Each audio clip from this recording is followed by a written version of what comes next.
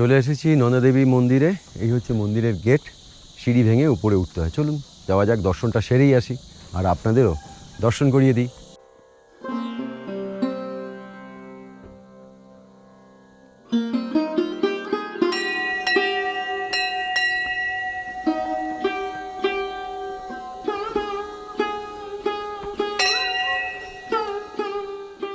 এই হচ্ছে নন্দাদেবীর মন্দির, আর নন্দাদেবীর মন্দিরের ঠিক উল্টো দিকেই পঞ্চচুলির রেঞ্জটা পুরো দেখা যায়, কিন্তু এখন মেঘে ঢাকা। সকাল থেকে প্রচুর দেখেছি, সারাক্ষণই ওপেন ছিল, কোনো সমস্যা হয়নি। এই মুহূর্তে একটু বেলা বাড়ার জন্য মেঘে ঢেকে গিয়েছে।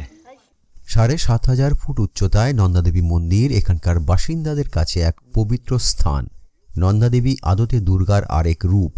কুমায়ুনেরা মনে করেন মা দুর্গার অবতার হলেন নন্দাদেবী, যিনি গোটা কুমায়ুন অঞ্চলের রক্ষাকর্ত্রী। আমরা যেমন মা দুর্গাকে শক্তির আধার বলে পুজো করে থাকি, তাই তো বলে থাকি মা দুর্গা হলেন শক্তিরূপেণ সংস্থিতা। ঠিক তেমনই এখানকার মানুষও মনে করেন নন্দাদেবী হলেন শক্তির উৎস, যিনি দুষ্টের দমন এবং শিষ্টের পালন করেন।